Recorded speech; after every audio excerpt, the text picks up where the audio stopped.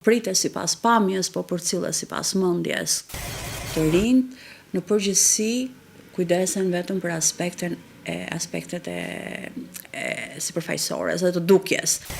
Këta qytetarë që ndodheshin aty duhet të kenë qenë më së shumti në pozitat e pritmënisë. Miqtë e Qetos, përshëndetje, besoj e keni parë që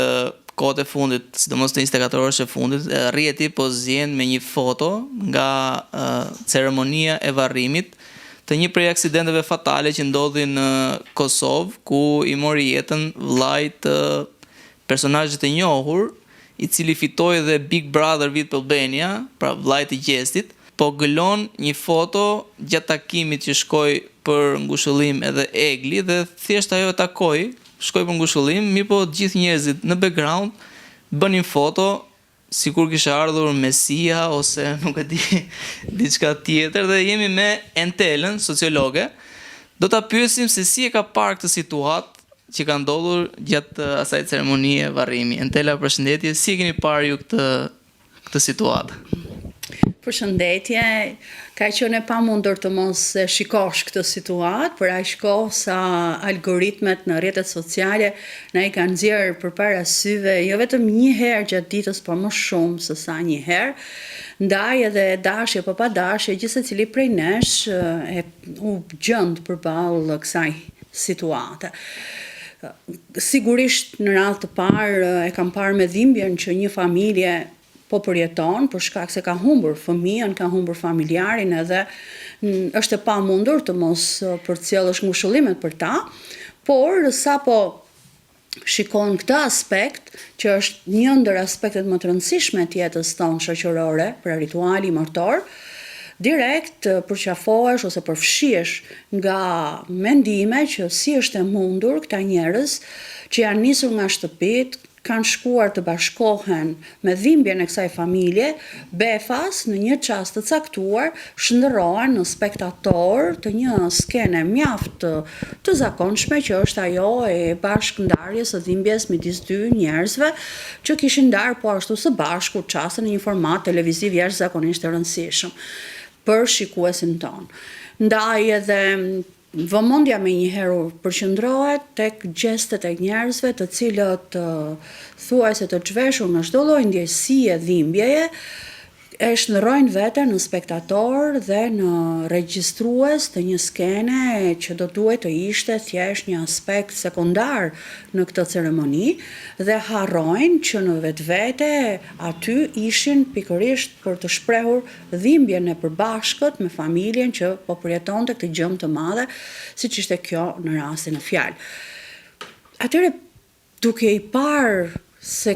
këta njerëz që nxjerrin telefonat nga xhepi dhe që e vënë veten në pozitat e spektatorit,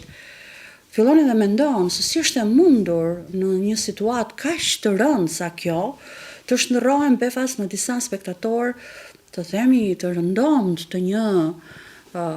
një skene që në vetvete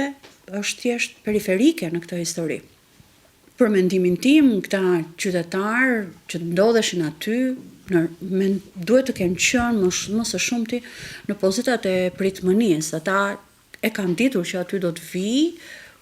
edhe një personazh tjetër, dhe si të thuash, kanë qenë gati për këtë lloj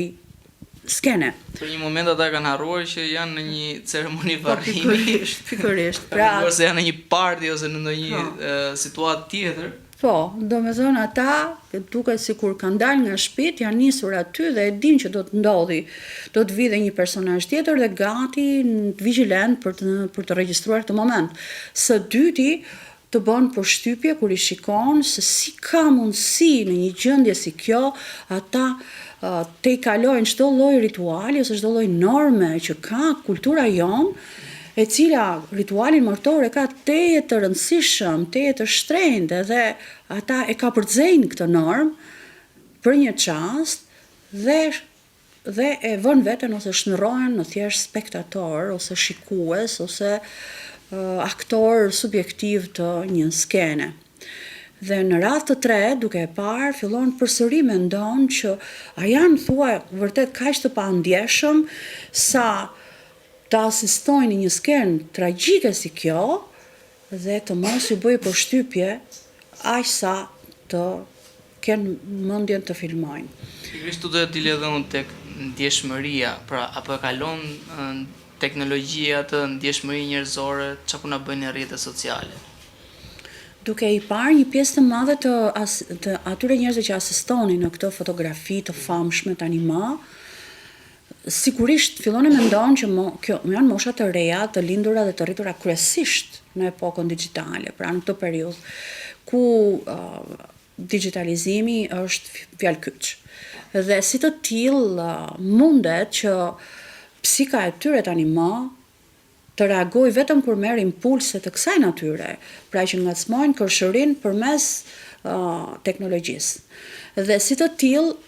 ndoshta duhet t'i shpjegojmë nga ky aspekt. Pra, për aq kohë sa me vite të tëra, me orë të tëra, ditë të tëra, këta qytetarë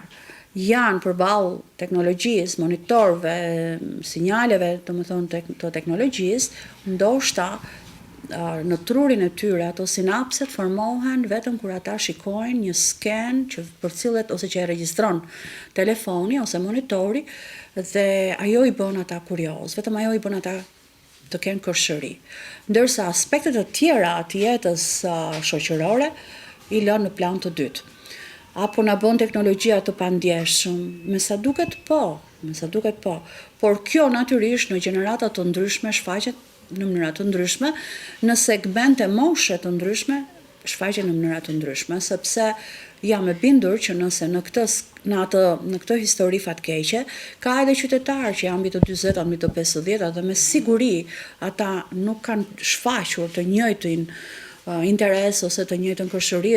dhe të tregoheshin kaq një pacipëri të këtill, domethënë sa të regjistronin, të nxirrnin telefone dhe të befas të linin pas dore për fat të keq, të strumbullarin fat keq të kësaj ngjarje. A jemi ne në fazën që për pak famë, për pak klikime, për pak audiencë, të devijojmë nga respekti dhe nga serioziteti? Mendoj që edhe këtu ka mjaft për të diskutuar. Domethënë në breza të ndryshëm ne po e shikojmë veçanërisht të lindurit pas 2010-s, janë kryesisht të interesuar për aspekte mjaft sipërfaqësore të jetës. Pra, ajo çfarë mund të përbëj thelbin për brezat e lindur përpara viteve 90, për këto breza duket shumë e rëndësishme. Kur themi e rëndësishme për ta dhe kur themi sipërfaqësore, këtu nën kuptojmë edhe këtë njohje, këtë dukje, këtë famë të ashtu quajtur, që për ta ka rëndësi. Sepse edhe historia për cilën ne jemi duke folur, pra regjistrimi i kësaj fotoje, qëllimi në fundit është që atë ta publikosh diku, dhe të tregosh që edhe ti je aty, dhe të tregosh që edhe ti për një çast ke ka, për një moment të rëndësishëm që të bën ty, të kompenson ty atë rëndësi në sytë të tjerëve. Këto element për këtë kohë, që është një shoqëri konsumeriste, mbase funksionojnë. Por për një shoqëri që kërkon të mbetet e lidhur me traditën dhe të ruaj normat, vlerat e saj, tregon në një farë mënyre